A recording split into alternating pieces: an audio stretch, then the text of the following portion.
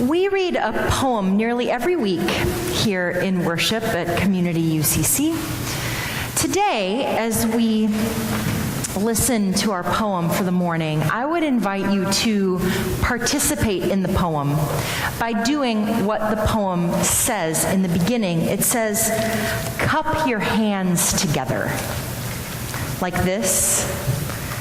So I would invite you to do that, to cup your hands together and to look in the hollow of your hand as I read this poem, Blessing the Fragments by Jan L. Richardson.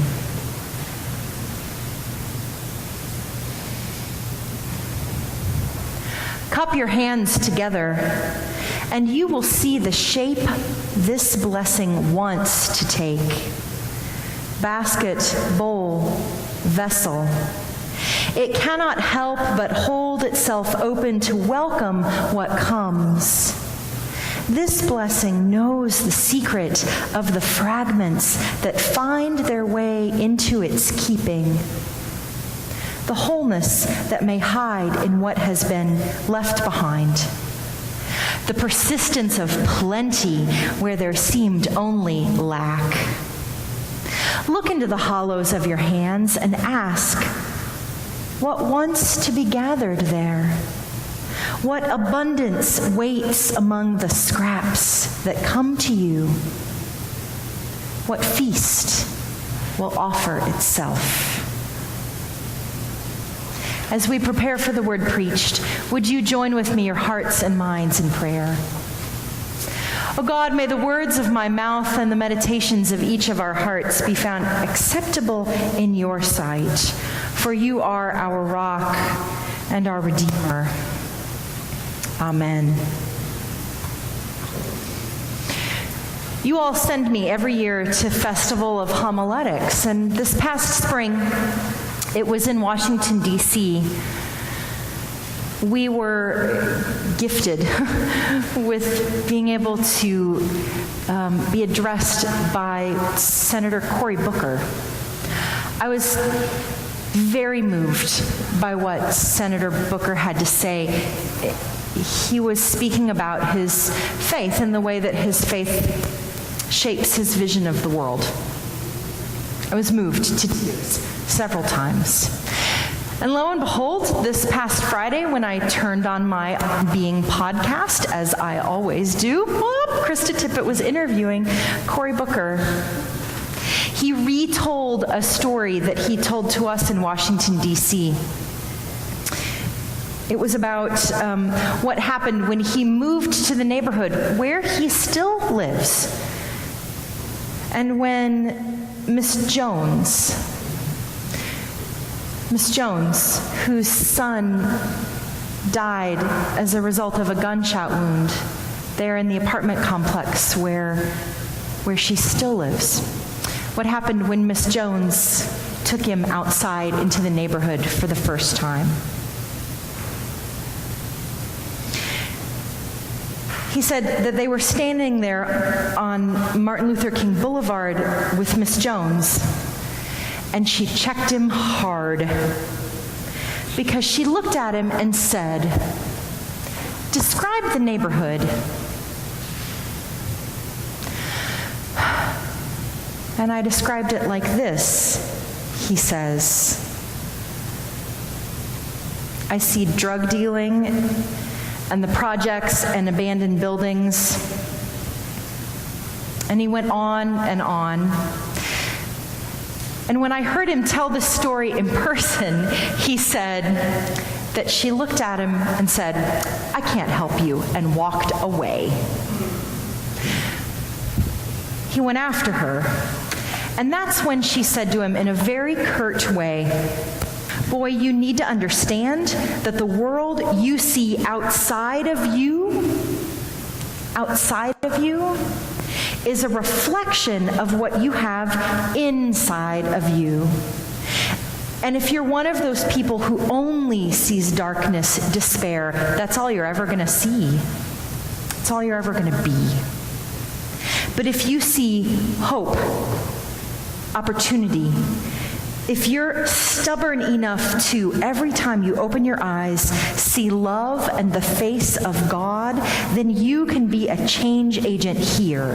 Then you can make a difference. That moment with Miss Jones changed this whole world. And it begs the question, what do we see when we look out? But also, what do we see when we look inside? I wonder what would have happened if Jesus, standing there amongst all of those people, and the kid who showed up with the fish and the bread, I wonder what would have happened if Jesus would have looked around the way we do after, like, a concert at an outdoor music festival. And we said, oh, there's a lot of scraps here. There's a lot of trash. I hope somebody comes and picks this up soon. I wonder how our story would be different if that's what Jesus saw. That's not what he saw. Did you notice? Did you notice in the story? When the multitude was satisfied, he told his disciples, gather up the fragments that are left over so that nothing may be lost. In other words, instead of seeing scraps and broken pieces and trash, he saw possibility. He saw abundance. And he said, here, gather it up. Gather it up. What happened when you cupped your hands earlier? What happened whenever you looked into the hollow of your hand?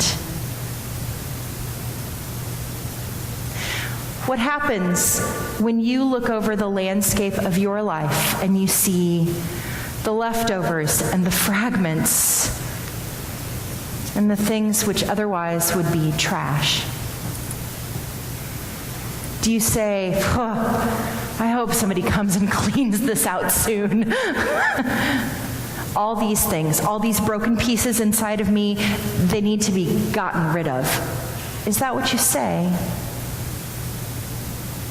Or instead, do you follow in the way of Jesus and cup your hands and say, here, gather the fragments. Here, let me gather up the broken pieces of my life so that they might be blessed, so that nothing can be lost.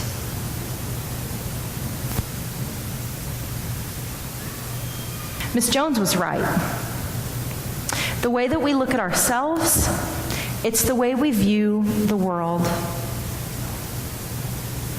And I'll admit to you right now, I'm awfully hard on myself.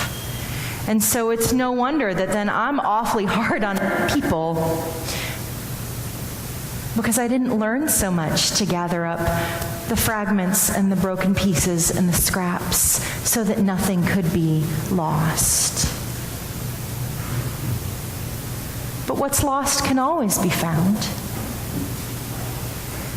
And if that has been your experience in life too, I would invite you today,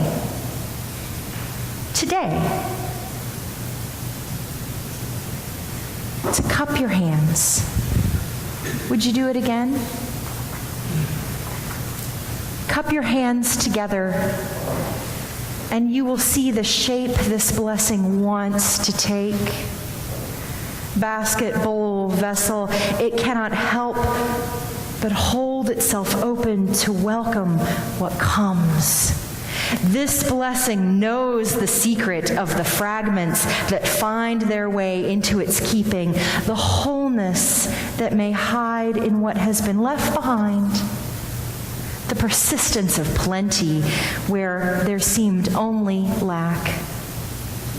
Look into the hollows of your hands and ask what wants to be gathered there, what abundance waits among the scraps that come to you.